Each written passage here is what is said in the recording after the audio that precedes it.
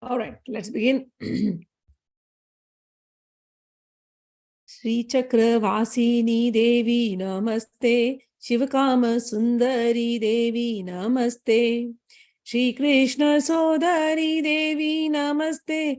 Rajarajeshwari Devi Namaste. Rajarajeshwari Devi Namaste. Padmadala Lochani Devi Namaste.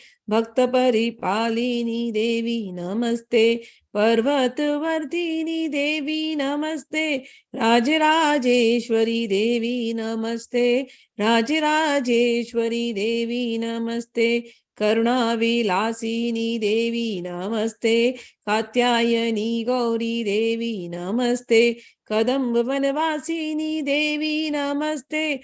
Rajarajeshwari Devi Namaste. Rajarajeshwari Devi Namaste. Shakti Parameshwari Devi Namaste. Shambhuman Mohini Devi Namaste. Shankari Kripakari Devi Namaste. Rajarajeshwari Devi Namaste. Rajarajeshwari Devi Namaste. Annapurneshwari Devi Namaste. Akhilandeshwari Devi Namaste. Abhaya Pradayini Devi Namaste. Rajarajeshwari Devi Namaste. Rajarajeshwari Devi Namaste. Satya Swarupini Devi Namaste. Sadguru Rupini Devi Namaste. Dharma Swarupini Devi Namaste. Rajarajeshwari Devi Namaste. Rajarajeshwari Devi Namaste. Akhanda Paripurani Devi Namaste. Adi Parashakti Devi Namaste. Akhila Paripalini Devi Namaste.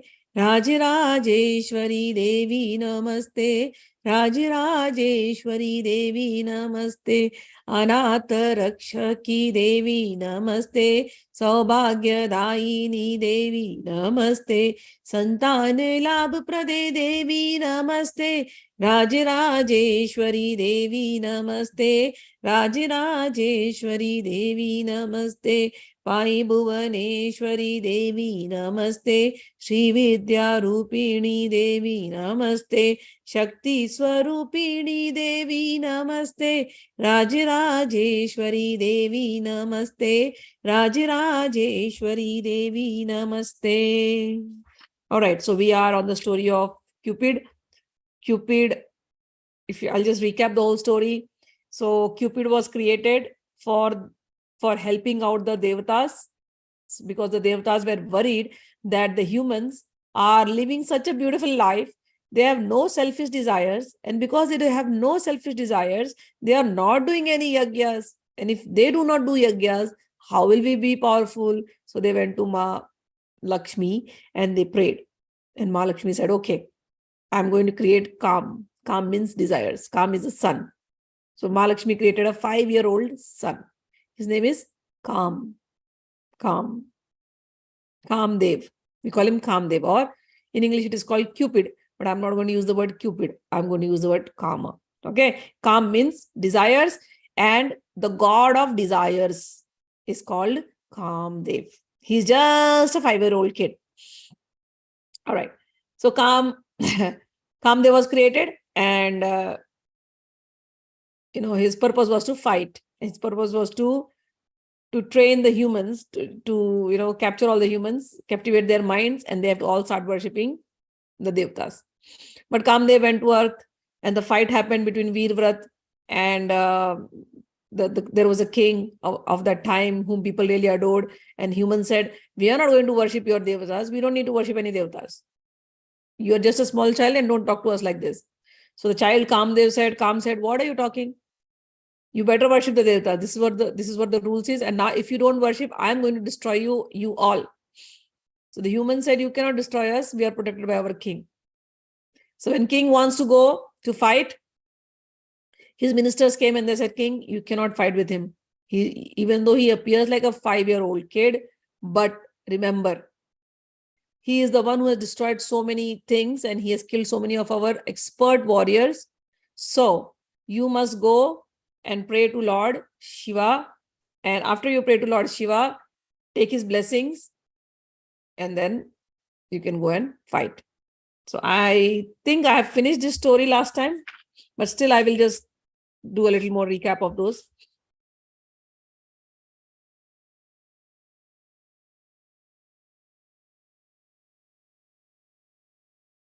All right. So the king goes to Lord Shiva and he starts praying there. And while he's praying, Lord Shiva appears to him. And once Shiva comes and the king offers his obeisances to Lord Shiva, and Lord Shiva is very pleased. And Lord Shiva is like, go, I'm giving you all the powers. You can go and fight. When he's praying to when Lord Shiva came, Veervrat, the king, was so overwhelmed by the presence of Lord Shiva. He said, Lord Shiva, I don't want to ask anything anymore. All I want is that I have unflinching devotion towards your feet. I do not desire anything anymore. So, oh Lord Shiva, please bless me with that. Lord Shiva said, King, I understand your feelings. You want that. But you have come here for one purpose. And that purpose was to fight kaam. So you prayed to me for that. So that is what I want to bless you with. King says, maybe I did it, but not now anymore. I only want devotion at your feet. Bhuyo bhuya pranama ivam prastom upchakrame shankar bhakta hitkaram jagatam rakshak dushtu sikshakah te padam bhojam vibudeshanam apinu labhyam karunabde tatte bhavato nirmal drishtya pasyamadya mahaphaladam. Bhagwan was standing in front of him, and Bhagwan Shiv is standing along with Bhagwan Shiv came, and he was surrounded by when the king was praying, Lord Shiva appeared, and Lord Shiva was surrounded by his people, and all the people were praying to Lord Shiva. With that sound, Veervrat came back. The king came back to his senses, and not only did he see Lord Shiva, he saw all the devotees of Lord Shiva, and along with all the devotees, he also saw Bhagavati goddess. So king is very, very happy. And he went on saying, Oh Lord Shankar, you are the ocean of mercy.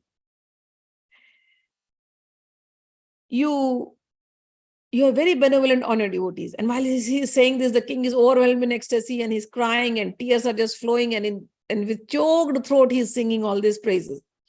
Oh Lord Shiva, you are the one who teaches, who takes care of his devotees, and you give a good lesson to all the bad doers, all the evil doers.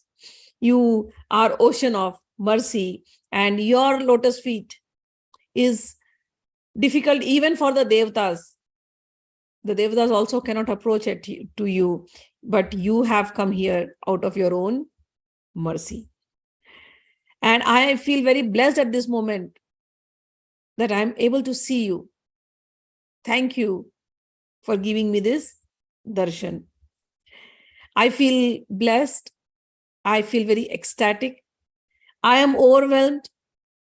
There is nobody else on this earth who is more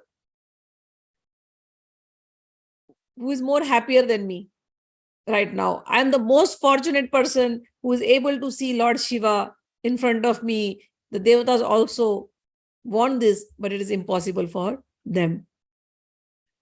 Maybe, so now here he says some things. He says why people see God. What is the main things that you have to have to get the darshan? He says, Pragajanmarjit punya samuhai raptam durlabha manusyam tatra cha gatram balavannetra anjatam swantam vimalattaram. He says, O Lord Shiva, when people have acquired sufficient merits from their many lives, then they're able to see you. So what is important? Accruing sufficient merit. How do you get merit? By doing good karma. How do you do karma?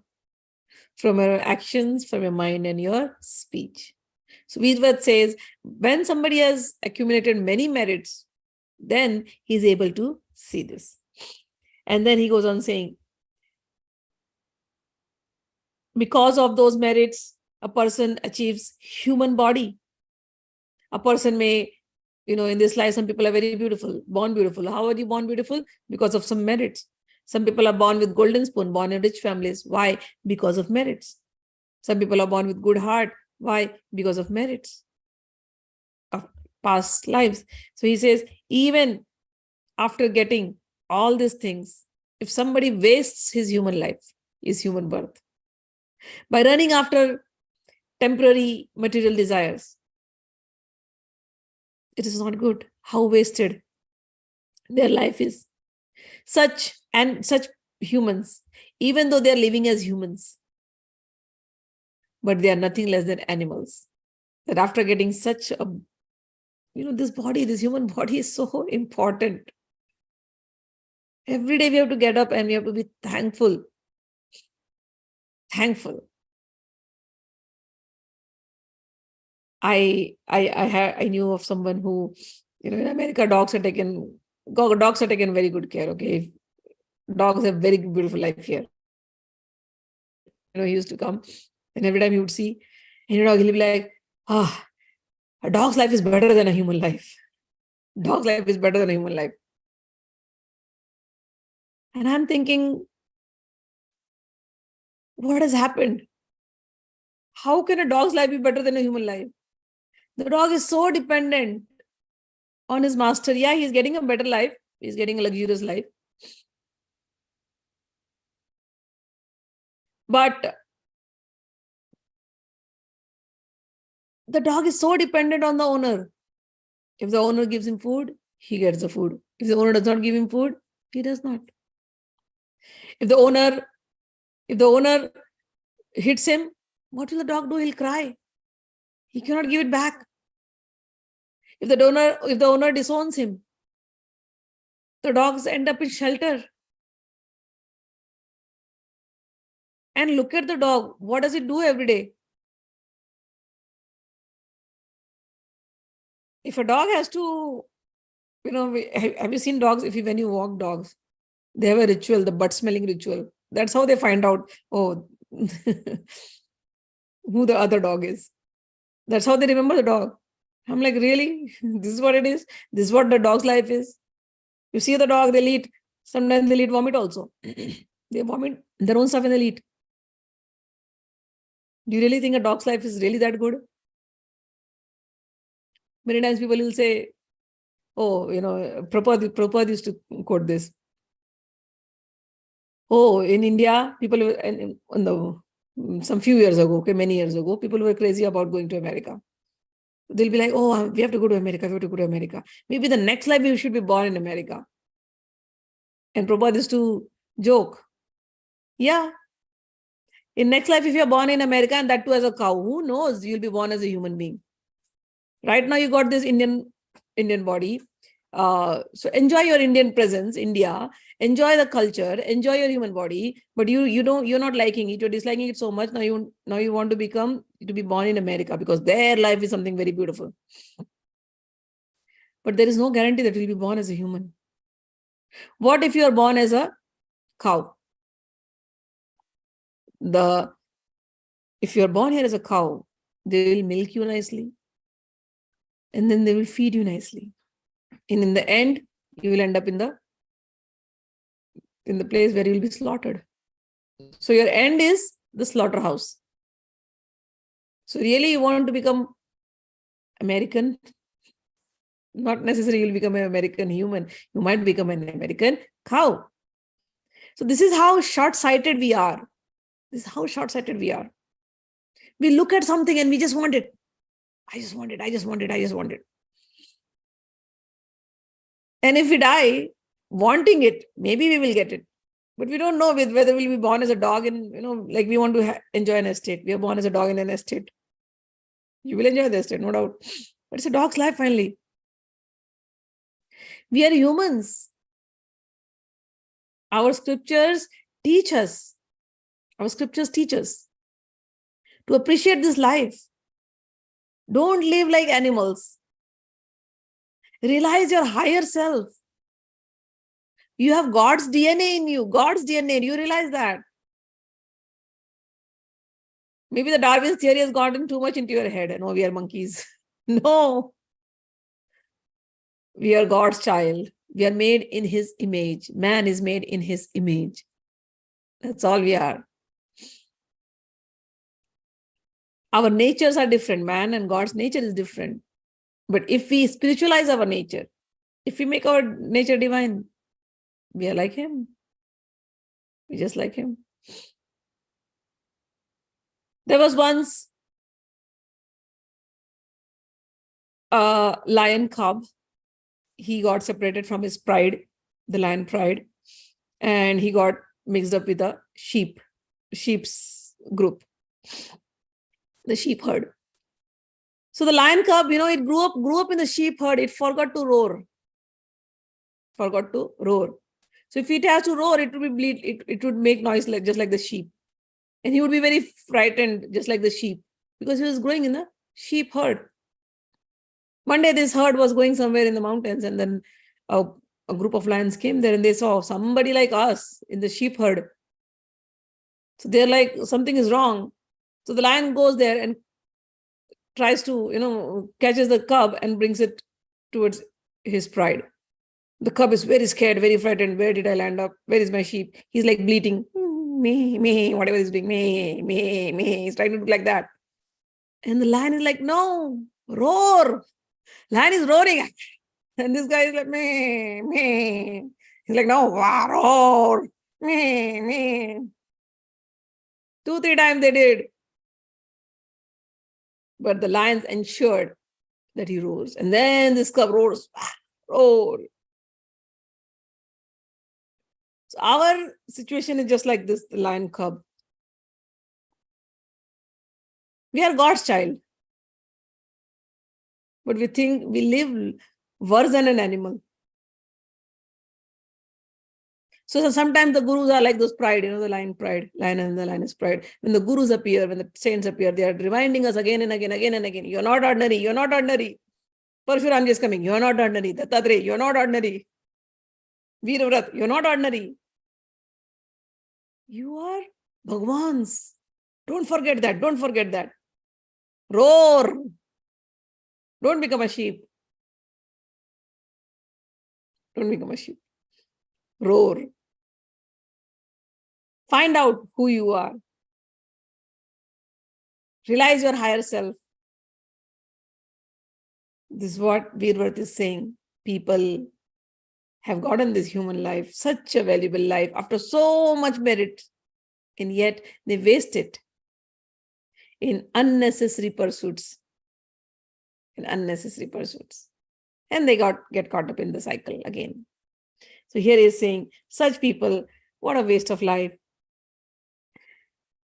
They have gotten this body, and yet they have gotten their hands, but they don't use their hand for your service. What a waste of life. Humans have gotten speech. The power of speech wasted in unnecessary worldly talks. What a waste. If you have gotten power of speech, the value of power of speech, the value of your tongue is only when you are glorifying God. Value of your hand is only when you are praying to God and serving God's people. Value of the tongue, value of your mouth is when you are speaking God's glories. Value of eyes is not to see unnecessary things. The value of the eyes is only when you use it for looking at Bhagavan, Bhagavan's Murti, Shivmurti. And what is the value of this mind? The purpose of the mind? The purpose of the mind is only when the mind is thinking about Shiva consciousness. Shiva means auspiciousness. The purpose of the mind is only to think of God, to make it God conscious, not of worldly conscious. And so if Bhagwan, if by some good merits we have gotten this body, so all the purpose of every organ should be satisfied. Hands for praying, eyes for seeing Bhagwan, mouth for glorifying Bhagwan and tasting Krishna Prasadam or Shiva Prasadam or Bhoga Prasadam, and consciousness for thinking, becoming Shiva conscious. This is what is written here. Netre hastau tavak pad parichar hastau tavak pad paricharya saktau vani gunakathane नेत्रे श्री शिव मूर्ति निरीक्षिका कर्मणि चित्तम तितत्वे कर्णौ लीला कर्णन निरतौ चरणौ देव परिक्रमणे कालो यस्त्ववेवं यातो धन्याद्वन्यम सेवात्र. He says, what is the purpose of the year? The purpose of the year is to hear the glories of Bhagwan.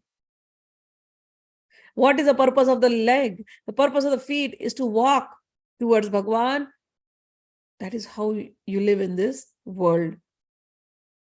All your body parts for the service of Bhagwan. Here we are reading Tripura Rahasya. So here, and he is seeing Lord Shiva. So he's saying all the body parts should be used for worshipping Lord Shiva. Same thing is used in Bhakti. There is no difference in Bhakti and Tantra. People think Tantra is something different, There is no, the base is Bhakti, even in Tantra. Now we haven't even gone to Gyan Khanda. We are only reading Mahatmya, and in Mahatmya, the base, how many chapters, only the base is for developing Bhakti. And what is Bhakti? Purifying your organs, purifying your bodily organs by employing it for Bhagwan. That's all. There also, when we read Bhakti, Raja Ambrish, the example of Ambrish is given all the time. What did Ambrish do? How did he tackle Durvasa's anger? How did Bhagwan protect Ambrish? Because Ambrish was using all his 11 senses on the Ekadashi day for serving the Lord. It doesn't matter whether there is Krishna or whether there is Shiva. What practice have you given to your body? That is what is mattering. The whole goal is, people, sometimes they'll listen to the story. So Shiva is bigger or Krishna? No. First, you practice yourself. Go to that point. You will know then who is bigger or who is smaller. You will know everything. Practice. If you like Shiva, practice. If you like Krishna, practice. If you like Krishna, become Krishna conscious. If you like Shiva, become Shiva conscious.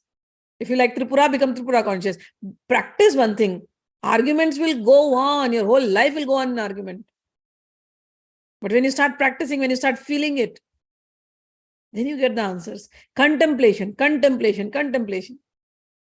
So here, the purpose is this. Hands for worshipping the Lord. Mind for thinking about the Lord. Mouth, talking about the Lord and accepting prasadam. Ears, hearing about the Lord. Eyes, seeing the Lord everywhere, wherever I go. Feet, for doing the parikrama, circumambulation of Lord. That's all. Otherwise, if somebody is not living like this, then that person is living like an animal. And then he goes on saying, O Shambho, even for a fraction of a second, if somebody has served your feet, that person is the most fortunate. Shambho tavak pad sevayam chanamapi yena sthitamatra tasya buddhesh padam trunatulyam manusha bhagyam kim adu uktam. If somebody has served your feet, that person is, who can even compare to his fortune? Nobody. He's the most luckiest person. Even the position of Indra is small in front of this person who is serving Lord Shiva. Oh Lord Shiva, I understand your glories and my desire is very small. Very, very small. If I ask you things like this now, material desires, people will laugh at me for many, many lives, even after I'm gone. I don't want to ask all this to you anymore. If you are really pleased on me, please take away my attachment to all the worldly desires. This is what he's asking. If you are really pleased at me, please take away all the desires, all my worldly attachments. This is what I desire from you. And please be kind on me. I am surrendered to you. I have taken your refuge and I am praying to you. I only need your devotion. I don't need anything else. And saying that, he was crying and he fell down at Lord Shiva's feet, and Lord Shiva was very happy. Lord Shiva blessed him. And Gauri also came down. Gauri is Lord Shiva's wife. She also came down, and then Shiva, with a very sweet voice, spoke to the king and said, "O king, I understand. Right now you feel like renouncing everything after seeing me. But first you have to do the work for which you had come." He says, "No, Bhagwan, please listen to me. If you really are pleased, I'm again and again asking you, please remove all the seeds of desires from my consciousness. I only seek your lotus feet. Please fulfill that. I seek nothing else. Please let me sit along with all your group here at your lotus feet." Shiva said, "In future, definitely, Veervrat, but right now, no. Right now you have to go and fight with Kaam." So he heard, and he had no choice because she was telling him so. So he said, "Fine, okay, Lord Shiva." Lord Shiva blessed him. And after that, Veervrat started moving towards his palace, back to the city, back to the capital. And you guys know, in the capital, the war was going on between Kamdev and the ministers, and all the ministers were there. Then the ministers' sons were there. Then the commander-in-chief, his son Ranadhir, Sudriti. Commander-in-chief was Sudriti, his son Ranadhir was fighting, and the fight was going on between Ranadhir, and Ranadhir fought very valiantly. And the prince, all the 4 princes also were on the war front. They were all fighting, and they had held the Devtas, Indra, etc. They had already held them captive, but Kamdev was not coming in control. Kamdev was going on fighting and fighting. So and here Veervrat prayed to Lord Shiva. He got the blessings from Lord Shiva, and then Veervrat is coming to the capital. When he came to the capital, he was met by his grandson. And his grandson saw, and his grandson said, "Grandfather, good, I feel so nice that you have come here." The fight was going on. Indra's son also came. Indra's son Jayant and Ranadhir fought very well. And then there were other princes who got into the war. They were fighting very much. And Bhima came. He also fought. Vayu came, the air god. The air god came, the wind god. The rain god Indra was there. The treasurer of heaven, that is called Kubera. Kuber was there.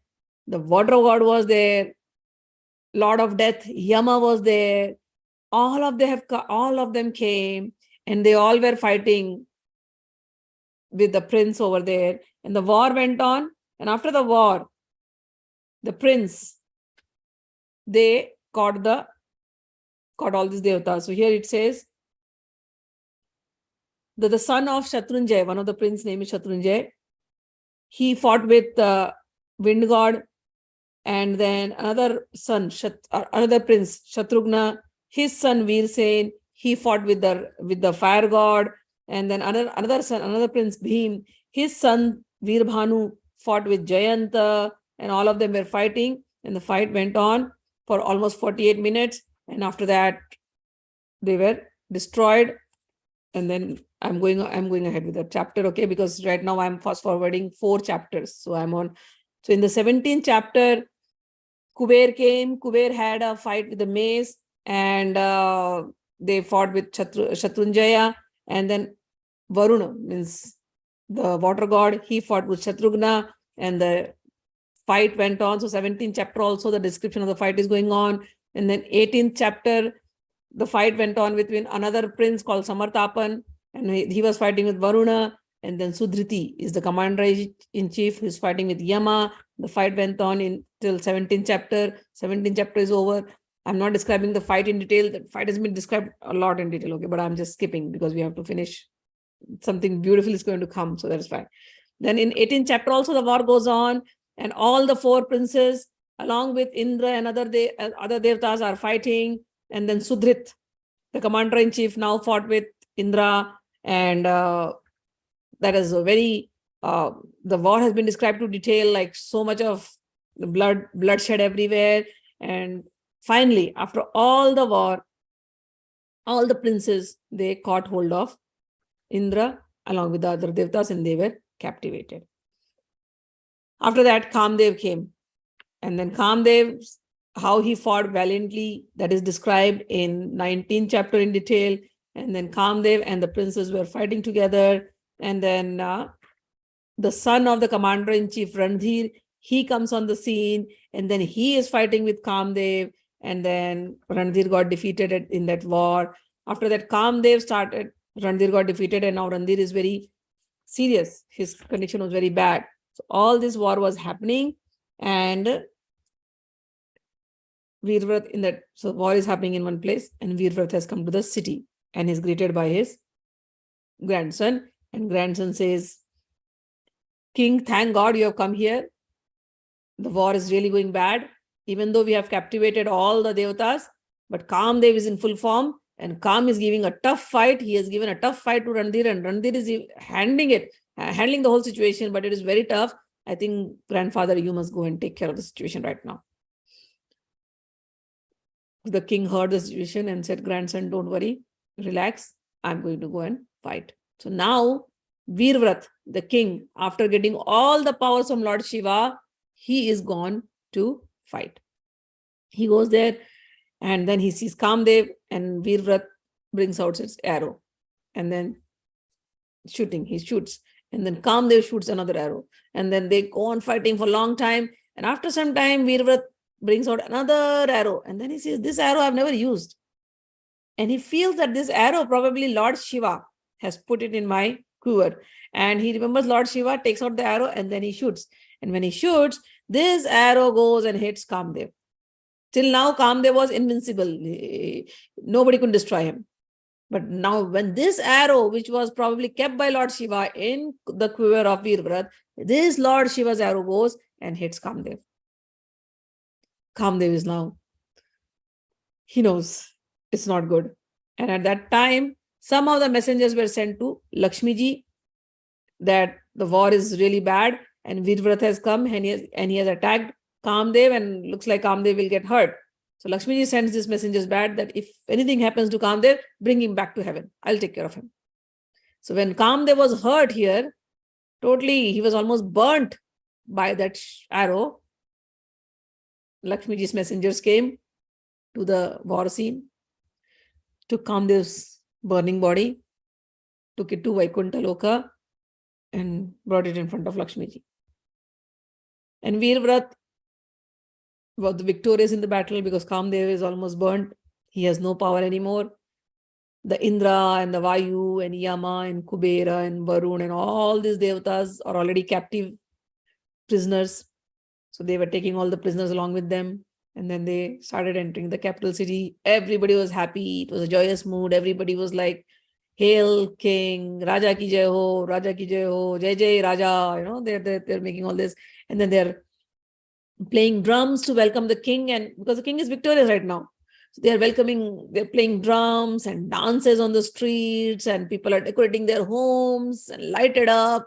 And everybody is very happy and trying to welcome him inside the city. And when he enters inside the capital, he goes inside along with his troop and all the captive devtas. His guru arrives on the scene, the king's guru. The guru looks at all the devtas and asks Veervrat, Veervrat, what have you done? Who are these? Veervrat said, Gurudev, these are the devtas. We made them prisoners. Guru says, Veervrat, this is not right, what you did. As per the rule, we cannot do wrong to Devtas. You please free them. Veervrat says, but Guruji, if they were very bad, they were trying to destroy us, or they destroyed so many of our people. They were going against the humans, and it's my duty to protect the humans. So I did what I was supposed to do. But Guru says no. Devtas have to be freed. We cannot make them captive. This is the rule. So king has to listen to the Guru, and then the Devtas were freed. When the Devtas came out of their freedom, came out of their prison, Devtas, they made a pact. The pact was, as long as Veervrat is there, Devtas will not attack earth anymore. Devtas live in their planets. Humans will live in their planets. Whatever is the situation, nobody disturbs each other. You stay in your limits. People on earth will stay in their limit. So Devtas live like this for a long time. Then we enter into 19th chapter. We started from 14th, now it is 19th chapter. So in 19th chapter, Kamdev is at his mother's place, Lakshmi's place. Kamdev is all burnt because of this arrow. And Lakshmi looks at his son lovingly. And with her eyes only, she passes life into Kamdev, and Kamdev becomes alive again. Same 5-year-old kid becomes alive again. But when Kamdev is alive, he's very sad. He's very sad. He starts crying. He says, "Ma, I feel like a failure. Why did you make me alive? I would have rather died." Lakshmi Maa says, "Are you mad?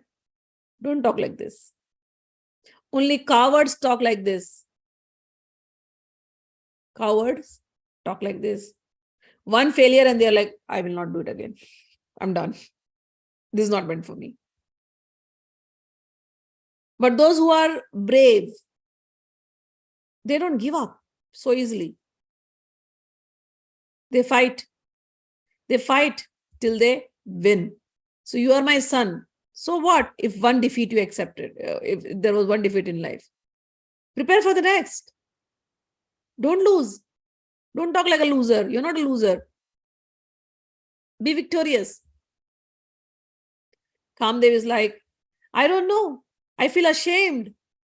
I feel ashamed to be defeated by humans. I'm your son.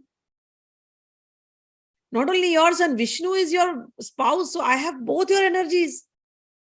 I'm the son of Vishnu and Lakshmi combined. And I got defeated by humans. How is that even possible? It is possible. If humans are nishkam means they don't have any desires. Then what will Kam do? Desire God. He'll be burned. Veervrat, looking at what Veervrat did, he went first to Bhagwan. And what did he say to Bhagwan? He said, I am only looking for your lotus feet. I am looking for devotion at your lotus feet. I am not looking for anything else. Veervrat's prayer is that. He is not looking for any desires. He said, I want to become desireless. If a person prays like this, I want to become desireless, you know how powerful he'll become? He'll become like Veervrat. Kamdev is very powerful, but Kamdev got defeated. How? Because Veervrat is desireless. Veervrat got the blessing from Lord Shiva. And he has only prayed, please make me desireless. Please remove all the roots of desire from my consciousness. All the seeds of desires from my consciousness. If somebody is blessed like that, how can any Kamdev stand in front of him? Kamdev had to be defeated. Veervrat was not fighting for himself. Veervrat fought for the kingdom, for others. That is a difference. A king, Kamdev is fighting to show I am powerful.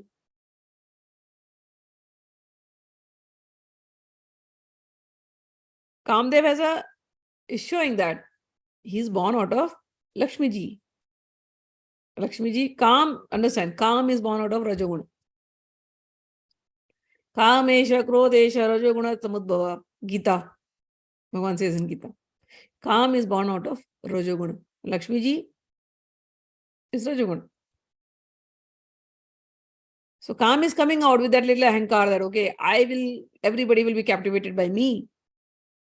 But here, this person, totally desireless. Bhagavan, I don't want anything. Kaam gets defeated in front of a desireless person. Kaam means desire. Desire gets defeated if somebody is desireless. This is what is happening here. So then he goes to Lakshmi ji, and Lakshmi ji is like, I am afraid, how did I get defeated by a human being?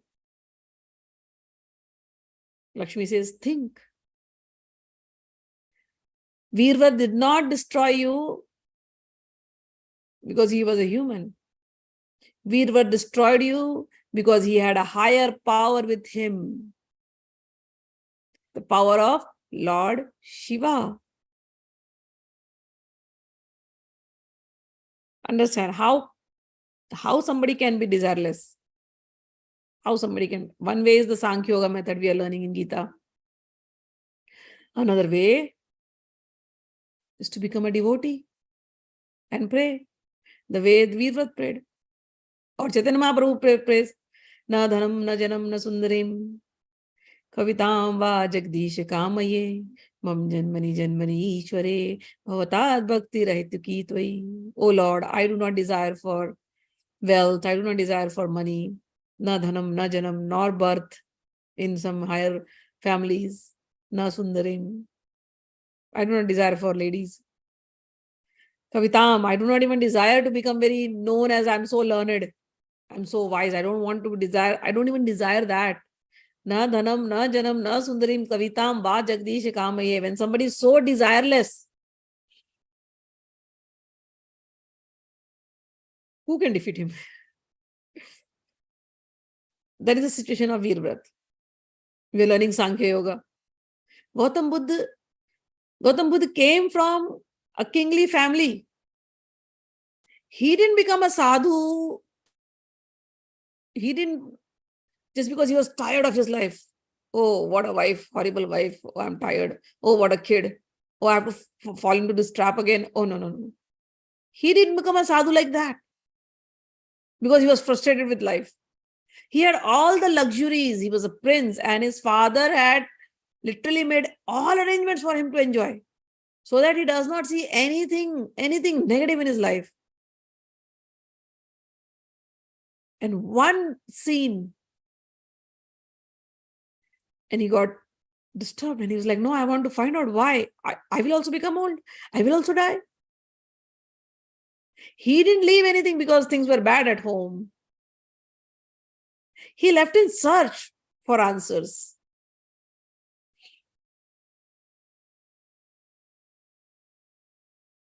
And when Mara means Maya, in the end, when Maya came, he defeated Maya because there was no desire. Mara means Kamdev only. Mara means somebody desire, the god of desires.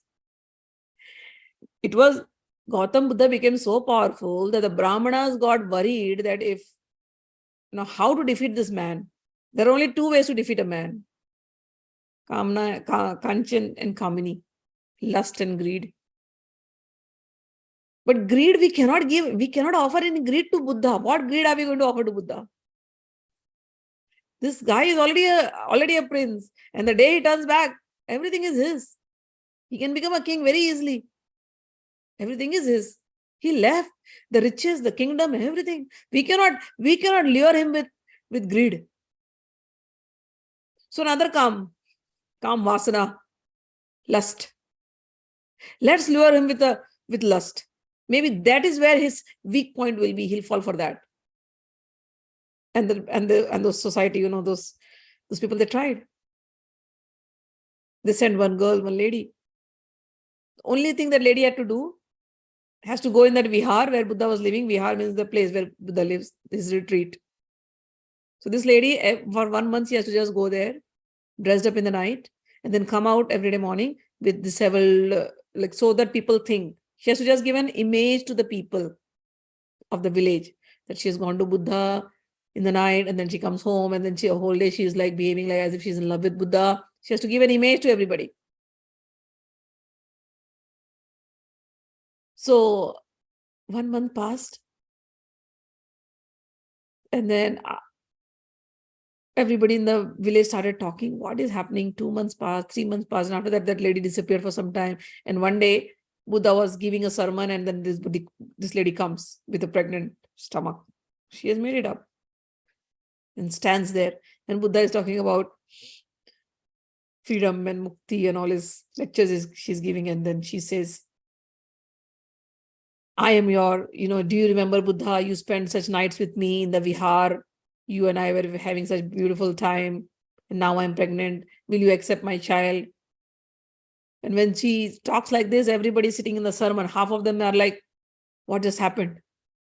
Because Buddha, they're looking at Buddha as Buddha, the liberated one, the one who has got, who's beyond calm and who's beyond all this, calm and krodh and everything. And this lady comes and claims, oh, remember you spent nights with me, now I'm pregnant. Will you accept my child? So some people, in the sermon, they started gossiping. See, this is what happens. And some are like, it is impossible. It is impossible. This lady is faking it out. It's all just a facade. So some of the closest one, they got angry and they started shouting at the lady. And then the other ones are like, why are you shouting at the lady? Maybe it is Buddha's problem. How can a lady be like this and come in the public and talk like this? We have seen this lady going every day to Vihar, and everybody was sleeping. She used to go in the night all dressed up and come in the morning. We have seen this lady. Possibly there is some truth in this. Maybe Buddha is not as is showing.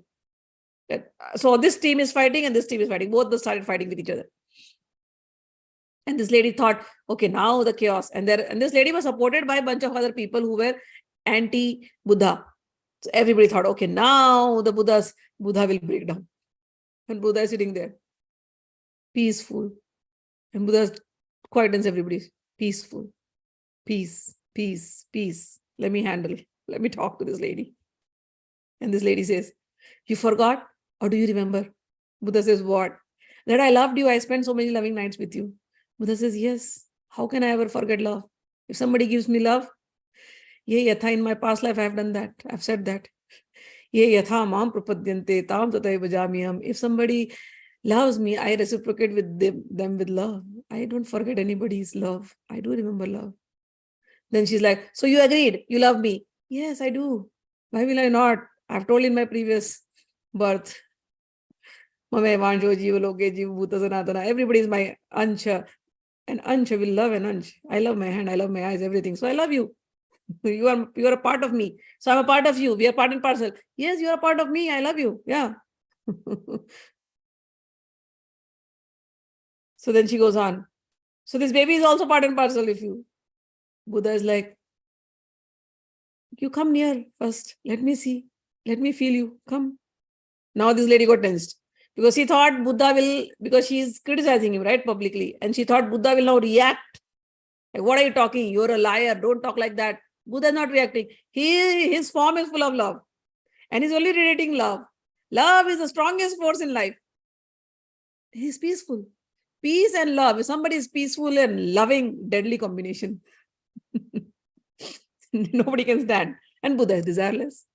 Another weapon. Buddha is like, yeah, come. I will accept you along with the baby. Come and sit near me. Sit. I'll tell everybody, come sit. We'll talk about everything. This lady got perplexed. Now the fear started coming inside her because she was doing wrong. Her consciousness filled with guilt, filled with fear. And when she started walking towards that place, when they make the stories, they add some masala to that, some spice. They're like, okay, Indra was shaken, and then, some things like that. But here, nothing. She was full of guilt, full of worries, and she started walking towards Buddha's place. And then the fake tummy that she had made, there was a wooden piece which she had tied inside her tummy behind her sari. The wooden piece fell down out of her fear. And she started crying. Sorry. This was the situation of Buddha. If somebody is desireless, whether you go through Sankhya Yoga, the way Buddha went, or you go through Bhakti Yoga, the way the Veervrat went, or Maharaja Ambrish went, or Parikshit went, both ways, the goal is to become desireless. So if somebody is desireless, somebody is loving, somebody is peaceful, they're very powerful. Nothing can stand in front of them. Veervrat did his duty, and Kamdev right now is afraid that how can this person become so powerful? And Lakshmi ji told, he did not become powerful by himself. He became powerful because he had the blessing of Lord Shiva, Mahadev. Kaam, my son, Kaam, come down. If you really want to become powerful, this defeat has taught you something. Failure is a stepping stone to success. So do this one thing. Go and pray to Mahadev. Kaam says, I am not going to pray to Mahadev. What are you talking? I will pray to Mahadev. He was on the enemy's side. You expect me to pray to Mahadev? To my enemy? Yes, you must pray to Mahadev. He's like, no, I won't. I will not, no matter what. I will not. You find out something else. Tell me one thing, Ma. Who is the power behind Mahadev? Who gave him that power? He must be knowing that. Lakshmi ji is like, the stubborn child. She has to give up. She started praying to Tripura. And because Lakshmi ji is a part of Ma Tripura. So when she prayed to Tripura, Gauri arrived. Gauri is also another part of Ma Tripura. You remember those stories? Lakshmi ji came out of Tripura. Gauri came out of Tripura. Vani, Saraswati came out of Tripura. All these three came out of Tripura. So now Lakshmi ji is praying to Ma Tripura to give some, she has to fulfill her son's desire. What should he do? And then Gauri comes. Gauri appears. Lakshmi ji sees his Gauri. Oh, thank you, Gauri, you came. I feel so nice to see you. Gauri is like, yeah, even I feel nice to see you. We are sisters. We are part and part. We have come from Ma Tripura. So then Lakshmi ji says, look at my son. I told him to pray to Mahadev and he does not want to pray. Can you suggest him something? Gauri looks at Kaam and says, Kamdev, my son, if you really want to become powerful, then you must pray to Mahadev. There's no other way. And Kaam is like a stubborn child. He's like, you can talk anything to me. It's okay. I will hear everything. But do not talk about Mahadev. Do not talk about Shiva. I will not listen. One thing, I want to defeat him. Now you tell me who is another power whom I should worship that power can defeat Lord Shiva. And Gauri is trying to explain to him. And this kid is like, stubborn. No, I will not listen to you. I don't care. Gauri got angry in the end. She's like, if you don't listen to me, if you talk like this against Mahadev, even the Devtas are worshipping Mahadev and you are talking against Mahadev. Let me tell you one thing. You will get burnt one day by Mahadev if you go against him. Gauri was angry. Now Lakshmi is saying, Gauri, I called you to counsel him. And you are getting angry at him and you're giving him such kind of curse that he'll get burnt. And if you have given curse, it will happen to my son. What are you thinking about yourself, Gauri? I curse you now. One day you will also burn. Hearing about somebody will insult your husband and then you will hear the insult of your husband and he will also burn. Lakshmi ji is Gauri. Gauri is like, you're talking like that? Lakshmi, mind your tongue. What are you saying? You should have taken care of your son. Your son goes against Mahadev and then you go on cursing me? This also will happen to you too. You'll also have to face separation from your husband, Vishnu. That also will happen. So these two ladies are fighting. And the fight went on. Dattatreya is hearing the story, looking at Parshuram. Oh, sorry, Dattatreya is telling the story and Parshuram is looking. And Parshuram is like, Gurudev, what a wonderful story. Wow, wow, wow, wow, wow, wow, wow, wow, what a story. They're fighting like this and they're cursing each other, burn and separate. What happened next, Gurudev? Please tell me more. Dattatreya looks at Parshuram. Parshuram like, Gurudev, I'm telling you the truth. Your stories are so beautiful, so beautiful. I don't feel like, the story should ever end. Let it be a never-ending story. You keep on telling, and when you speak, your mouth is like so full of nectar. The words flow like nectar. I just feel like drinking that nectar from my ears. So please go on glorifying this story. What happened next? Dattatreya says, next, these ladies started fighting with each other. The fight went on. The fight between Lakshmi and fight between Gauri. Fight went on. And then they started throwing arrows at each other. After throwing arrows at each other, then there was somebody in Bramha Vaikunta, some messenger. He went and he passed on the message to Shiva. Shiva comes on his bull. Then the message was passed on to Vishnu and Brahma that these two Shaktis are fighting with each other. Please come and handle. Shivji comes. Vishnuji comes. Brahmaji comes. And the war is going on. Everybody is collected there, circled. And these two ladies are not unstoppable. After some time, Lakshmi got so angry. She just threw an arrow. She just shot an arrow at Gauri and Gauri was like unconscious. Saraswati then intervened. Saraswati and Shivji brought Gauri back to senses, consciousness. And then Gauri just held both of their hands and said, please, Lakshmi ji, please, Gauri. What's wrong? Be peaceful. Hold each other's hand and says, don't get angry. Anger is not the right thing. Anger is destroying both of you. Lakshmi ji, I know you're going to support Kaam. Kaam is your son. Gauri ji, what is this? You're not supposed to do this. We were created as three Shaktis. You remember? Saraswati means the Sattva energy, the wisdom. Lakshmi ji is the Rajoguna, Kaam's mother. She was in the Tamoguna. So Saraswati comes, intervenes and says, please don't display your powers. Don't display so much of Rajoguna. If Rajoguna goes like this, then this is what happens. Tamoguna also comes like this. No, please.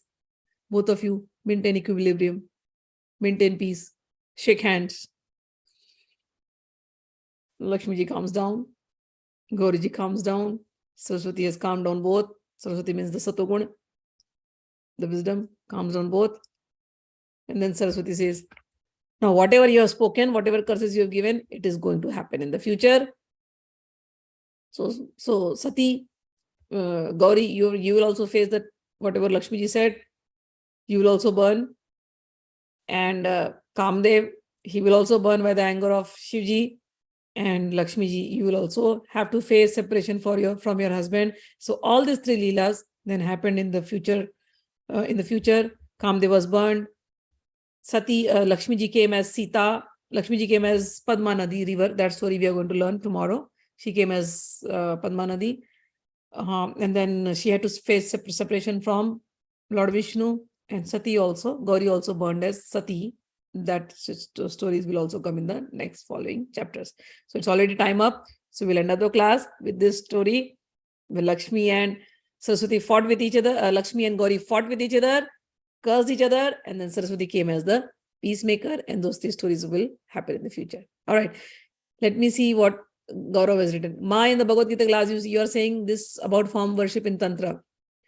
Then what's the reality then? You are denying existence of all Devis and Devtas? No, they exist. If they don't exist, how come their experience is materialized then? If I thought conceptually I'm sorted fully, and today you're saying, sorry, no, they exist. That is why it is written in Tripura Rahasya. They all exist. For me, the clearing of the mind for me was important. Not they exist. There are realms. We are on the earthly realm. Our body is made of Panch Bhutatmak. Their bodies is made up of different material, ethereal, celestial material, conscious material. That is their material. If you ask me material, 5 materials we are made up of, they are made up of different material. That's all. So their bodies exist. It's just like on earth itself, on earth itself, you see water-born animals. They have a body which is only suitable for water. If you bring them here on earth, on outside the water, they will die. Similarly, there are reptiles which live in desert, under the desert. It's so hot, burning hot. But they can survive that heat. Similarly, if I have to travel to space, my body will float. I have to wear that gear. So similarly, Devtas exist. First Tattva was created. When you read the way the creation is created, you have to understand that order. And hopefully now, because your Gita we have just started, and hopefully may Bhagwan bless you that you understand Bhagavad also with me. Once Gita is over, Tripura Rahasya is over, we'll get into Bhagavad. In Bhagavad, every skandha, they will describe about material creation. So material creation, the order is the same. First tattva that is created is Mahatattva. That Mahatattva is Tripura Shakti, as per the Shak. Then comes Ahankar. Ahankar will be into Sattva Rajas Tamas. Man Buddhi Chitta Ahankar, Chitta Shakti. Okay. And then after that will come the Devata, Indriyas. Indriya means the organs. And then come the Devatas of these Indriyas. These Indriyas will not function if there is no Devatas. So Devatas are there. It is a department. There is an entire department created, and they live in different lokas. So every Brahmand will have different lokas. Got it? So like that. Okay. So they exist. And this existence, when you read Buddha also, Buddha's Jataka tales, he has spoken about these existences in Jataka tales. So you must read Buddha's Jataka to understand his concept on Devis, Devatas, different lokas. It all exists. It's not that they don't exist, they exist. Okay. तो फिर आपको क्यों जाना पड़ा सभी forms को छोड़ करके? क्योंकि मुझे अपने एक्सपीरियंसेस के ऊपर भरोसा नहीं हो रहा था. मुझे मन को शुद्धि से देखना था. समझ में आया? मैं अपने मन को क्लियर कर देखना चाह रही थी. मुझे ऐसा था कि ये जो मुझे बताया गया है, ये दूसरे का टीचिंग है, और उस टीचिंग को मैंने इमेजिन किया है, और उस इमेजिनेशन से मुझे दिखाई दे रहे हैं. मुझे इमेजिनरी वर्ल्ड में नहीं रहना था. मुझे अपने सत्य को जानना था, और सत्य को जानने के लिए अपने मन को, मतलब मैं क्या हूं, ये sorry I will explain in English. So he is asking me why you had to leave this. This talk is about my experience. We discussed in Gita class whether the Devi Devtas exist. The Devi Devtas exist. Why I had to leave the forms and go to a Sankhya practice? It's because I was doubting my experiences very clearly. I was doubting my experiences, and I came to the conclusion saying that whatever forms have been given to me by childhood was given to me by somebody else. They taught me this. I accepted that. And some of the forms were very strong visualization techniques. So those forms that were coming were my visualization techniques that were coming to me. In Tantra, when you worship the Shree chakra, they're the Devis, which I mentioned. Getting it? I was not seeing any Sakhi Vakhi, no visualization at all in Sakhi Vakhi. I didn't even have any idea of it. So, but I felt the love for Krishna. Radharani, I didn't even know. Very clearly, I didn't even know. I only knew about Bhagavad Gita. I liked Bhagavad Gita because it was logical. 2 people only. I didn't like stories from Bhagavatam at all because they were stories to me. So when things started coming, and especially when Siddhis started coming, Siddhis were more distracting to me than anything else. And then I wanted to, so the state of mind was very confusing. The way it is shown so rosy, realization is very rosy. It was not very rosy. It was very confusing at point. So I wanted to, the confusion was in the head. So I wanted to go on my own path and experience it as clearly as possible. So for that, it was only possible when I left my past and I wanted to experiment and know myself fully. So this path, even in Buddhism, when I started, the Tibetan Mahayana was given, but I was not interested. This particular thing I wanted to experience. So I experienced it for my own clarification. And when after everything started going away, then there were other experiences that were happening. Now this experience, the second part, after cleansing of the mind and after spending 3-4 years, I gave it like that. It was not just overnight, 10 days or 1 month or 3 months. No. 3 years, no thinking of any god, no Devi Devta, no yantra, no nothing. Just my breath, me, myself, my Vedanas, my sensations, my thoughts, I had to take it out, till the deepest. So after that, when it happened, after, cleansing, again, things started, I started seeing things which were in much more beautiful form and which were totally different from whatever I had ever experienced. Now, again, a doubt arose. But whether this is truth or not, at this ones I have not heard, I have not read, I have not done anything anywhere. But I'm seeing my true form, but as you say. That was clarified by a sadhu in Himalayas. And then after that, when I went to Vrindavan, the saints of Vrindavan, they cleared the doubts. And then how to continue on that path, that was given to me later. Got it? So that is why. And now I am not confused with any forms. They all exist in their own realms. I'm not interested in those realms anymore. My realm is different. Got it? I'm only interested in Krishna and Radha. Yes, we all have the power. As I told you, you are seeing Veervrat was powerful. Manushyas, the humans were not doing any yagyas. You are asking me, is it a reality, Ma, that are we really above all the Devi Devtas? Yes, it is reality. Only when you become desireless. If you have desires, you're weakened. When you are desireless, what can anybody defeat you? Nobody can. Devi Devtas fear. You yourself have the power to become a Devta. You read the story about Nahush. Nahush did, I'm not sure how many, 108 or something, Ashwamedh Yagyas, and he became so powerful that he became the Indra in one Brahman, in one of the creations of Brahman.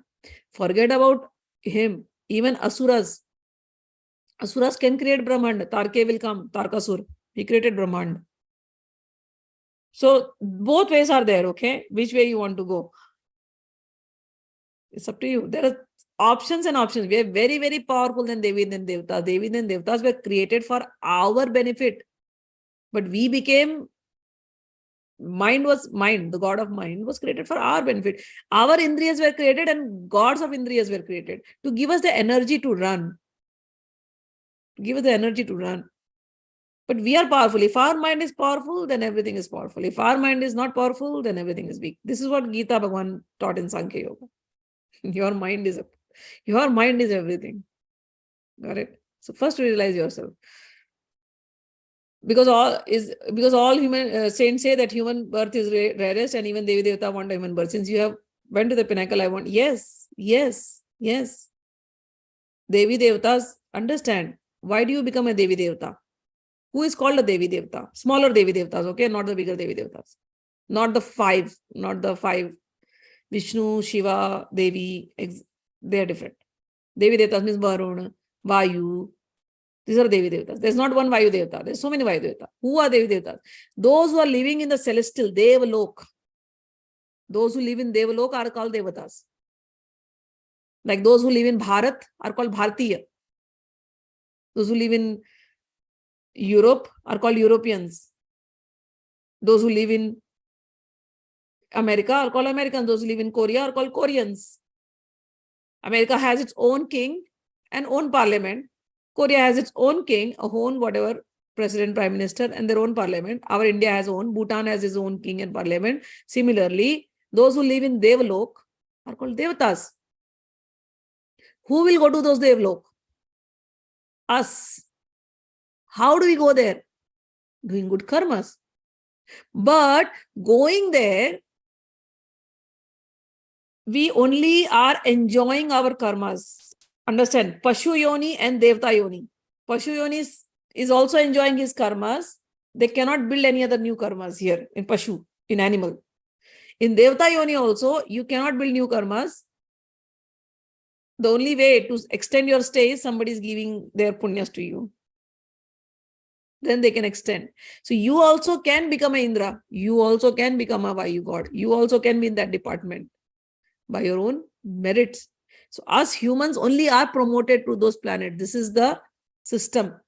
The soul is promoted. So that is why Nahushka story is very important. It has been given in our scriptures. Nahush became Indra. Nahush became Indra. And then Nahush had some pride, then he had to come back. But now he became Indra and other things.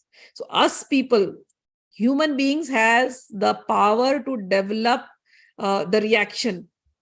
Devtas don't. They are only enjoying. So Devta Loka, Devloka is like a 5-star resort. On earth you come, you correct enough merits, and you wanted to enjoy that lifestyle. You went there, you enjoyed for many, many years. When the merit is over, come back again on earth. That is why. So they fear for that. After a while, you will have to come back to earth. And in earth, you can pray. You can directly go to Mukti also. You don't have to go through that Sadhya Mukti. You can go directly to Mukti, Sadhya Mukti. Got it? So you got it. Yaksha. Who is Yaksha? Those lokas, they are living Yakshas.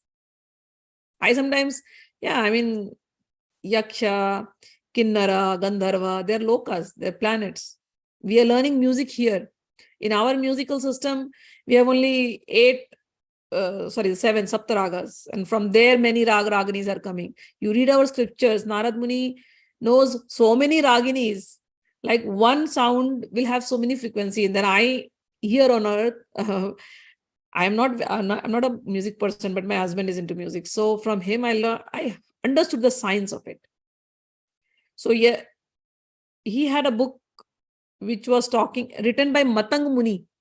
You know Matang, right? Matangi, Raj Matangi, who worshipped Raj Matangi. Matang Muni was the one who gave Shabri Ram Mantra. Matang Muni pranita some ragas, book on ragas. And my husband is like, can you understand this? It was written in Sanskrit. And one ragini, he had like multiplied into many frequencies. There was a whole table, mathematical table on rag and raginis. So from where are these rag and raginis coming? Matang Muni is sitting here and tuning to Gandharv and Gandharvis. The Gandharv and Gandharvis are providing this knowledge to us, and we are giving it in this world. So you see, South Indian music will be very mathematical, very methodical. There are very, very methodical. It's like a science. South Indian Carnatic music, very methodical. So Matang Muni, Pranita. Same way, Tansen, he had got it. From where is the Rag Ragnis coming? Gandharva Loka. So Devtas are created. A department is given to them to provide us everything that we want. We are very, very powerful. If we don't want anything, they have no work. So we keep, so one person, that is why Bhagavan says, when you read Gita, out of many, many, many, many thousands and thousands of people, only one person is the one who will understand me as I am. That person is different. So it takes time to understand. But Devis exist, Devtas exist, planets exist. Gandharva Loka, who will go to Gandharva Loka? If somebody is totally into music and wants to just know more music, and you've seen musical fans, and Shuddha music, pure music also, they will go to Gandharva Loka. From where will Lata Mangeshkar go? Where? If she spent her life like this, she was a prodigy, where will she go? She'll go to Gandharva Loka. They come from there, they go there. Like that. So different. Okay. Anything else, Gaurav? That is, now you're answering your own question. If I'm so powerful, Ma, then why such a wheel of ignorance on my head that I feel so much attached to my body, and hence my feel myself so limited. You answer no. You know there is a wheel of ignorance. You know what is the wheel? Ignorance. That is what we learned in Sankhya, is it not? When he said, that is what we learned in Sankhya. Avidya Pachya Sankhara. When I spoke about that, the wheel of ignorance. Your ignorance is what, because of which you are making your sanskaras. Now you understand. Avidya Pachya Sankhara, when he said. So you're asking me why? You made a sanskar like that. Why you made a sanskar like that? Because you were ignorant. Now you got the knowledge. But what, again, after getting the knowledge, just hearing and by hearting is not the knowledge. Experiencing the knowledge is the knowledge. What is avidya? Avidya means lack of experience. You can read about America in books. You will know a lot about America from the books. But unless you visit America, you will not know. You know, but you don't know. So to visit America, you have to make that arrangement. Come here, see every city, whatever is, Then with the experience, this is it. This is how you go to airport. This is how you get. This is how you will start from applying. Okay, how you apply the visa. Then you come to airport. Then you have to rent a car. Then you have to drive yourself. Then you have to go to hotel. Then the system is like this over there. Those things are not written in the books. You get down here. First time when I came, I still remember automated systems of toll. I've never seen that. Even to enter a gate, securities, we've never seen that in India. So even though I might have read a lot of books on New York, this is how New York City is. Only when I come to New York City, I see, oh my God, it is so different than what the books can say. So experience is like that. Experience is not written in books. It's only when you go to the place, you know the experience. So when you said, yes, avidya, yes, this is what avidya is, even though you have read books, even though you thought you have walked on the path, you have not given 100% to it. And so what Buddha said, remember that. Again, I'll explain that. You have done Vipassana so many times. But what is a Vipassana if you didn't understand this? You came out, you went there, you came out, you touched it and you came out. Avidya Pacha Sankara. Sankara means sanskar. What is that sanskar? From where is that sanskar coming? Sanskar means the conditioning of the mind. What is from ignorance? From ignorance is coming the conditioning of the mind. From where is that conditioning of the mind happening? Is because this body is reacting to so many things. And that reaction is producing all this rag, dvesh and everything, that trishna, that clinging. So you take care of the clinging. If you have taken care of the clinging, you said yourself, why am I attached?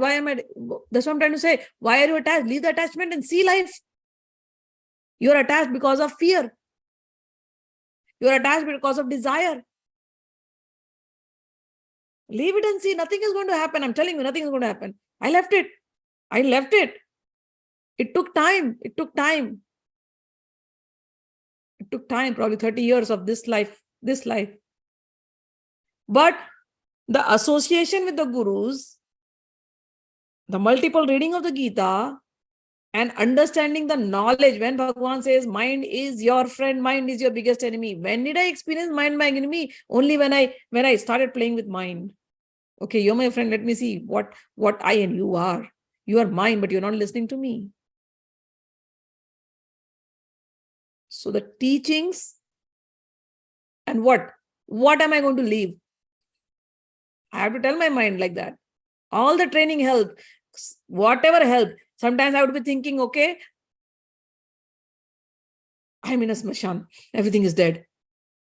I'm telling you, I literally will be in smashan in my head till date.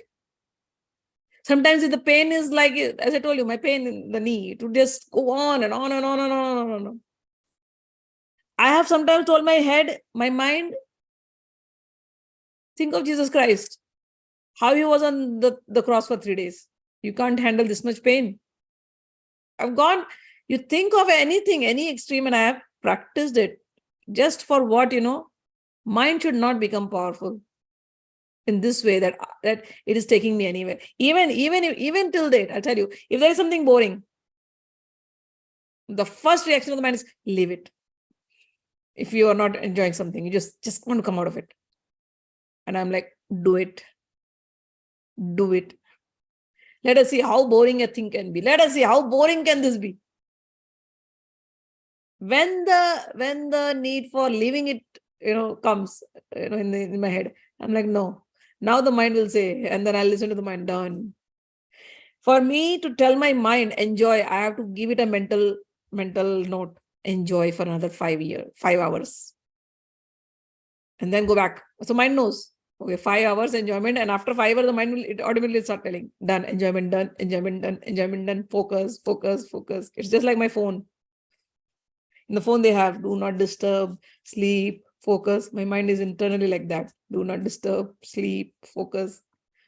So, you said, why am I not leaving attachment? You tell me why you're lacking willpower. Why? Leave it and see.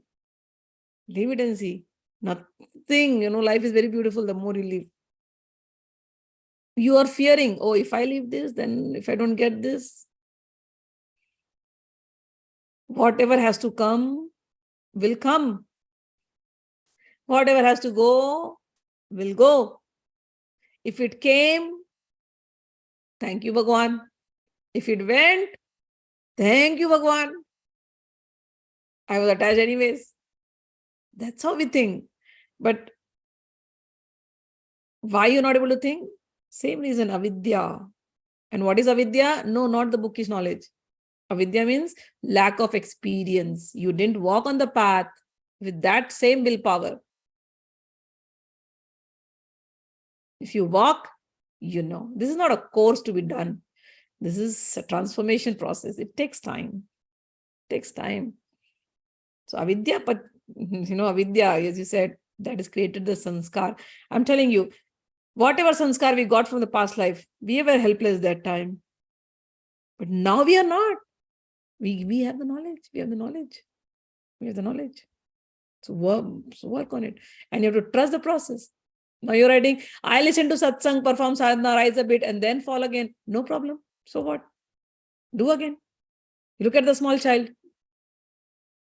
And again, I'm telling you, when you read Gita, we have just started Gita. We have hardly 6 chapters also we have not done. Let the 18th chapter over. Then you will know. Bhagwan understands our problems so deeply. How many times we have fallen down? What is the point? We can keep telling, oh, I fell down. What is the point? We have to get up again and start doing it again. What is the highest goal? He simplified it. He simplified it beyond Sankhya even for us. He said, just remember my name. Just remember my name. Just remember my name. That's simple. But you have to leave your attachment to complex theories to believe what Bhagavan is saying. So simple. You have to leave your attachment to complex theories. Our mind gets attached to those complex theories. Every story you hear, you want to analyze it in a complex way because you trained your mind like that. I also enjoyed that, but it's not going to give me what I want. So done with those complex analysis. Done. If a story is given, enjoy it like a story. Enjoy that process. Whatever is given, enjoy. So it takes time. Doesn't matter how many times you fall. But we have to keep listening to satsang. Ado shraddha tata sadhu sangha tata bhajan kriya atha anartha nivritti sya. Then only all those vrittis you have. Vrittis means this hard-coded conditioning of the mind, hard-coded attachments. It goes away. It slowly goes away. Only when you develop the love for Bhagavan. So that is bhakti. Sankhya will make you feel Sankhya is very hard. It will make you feel helpless many times. That is my thing. But if you fight it back, in the end, the result that you get is very joyful, very, very joyful. It takes time, I tell you. When you sit in meditation, there's nothing to see even. Just be myself. How long will I watch my breath? How long will I watch my mind? But if you go in that direction, you will reach. So Buddha shloka, what he said, avidya pachaya sankara, sankhara pachaya vijnanam, vijnana pachaya namarupa, namarupa pachaya sharyatan. All this thing came because your senses, sanskara was developed because your senses were in touch. Shalyayatan pachaya phasso, your senses were in touch with what? Whatever you're seeing around yourself, whatever you're hearing, whatever you're eating, wherever you're walking, all these different forms, you started clinging to them. They created the contact with external things, created craving. This craving created attachment. And the strong attachments created our cycle of birth and death. So what created? This body, contact with everything, created craving, craving created attachment. So attachment created birth. Birth created the whole life cycle of death, disease, sorrow, lamentation, pain, grief, despair. So we have to think like that. Do I really want this? What am I clinging to? What am I clinging to? What is this clinging going to become? So it's a class with yourself. After hearing all this, whole day the class with myself. You have to live. You have to learn to live, learn to live, learn to live. So many things, just learn to live or enjoy at that moment. Got it? So don't worry. Bhagwan will make it easier in bhakti. All right. So I hope you understood everything, Gaurav. Ma Jayanti writes, Ma, we are blessed to be guided by you, your knowledge and your personal experience. Thank you. Long class. It's already 12 o'clock, midnight in India. You guys have a Lalitamai day and a Lalitamai night. Jai Shri Krishna, Jai Ma. We'll end it up here. Jai Shri Krishna, Hari Bol. Thank you.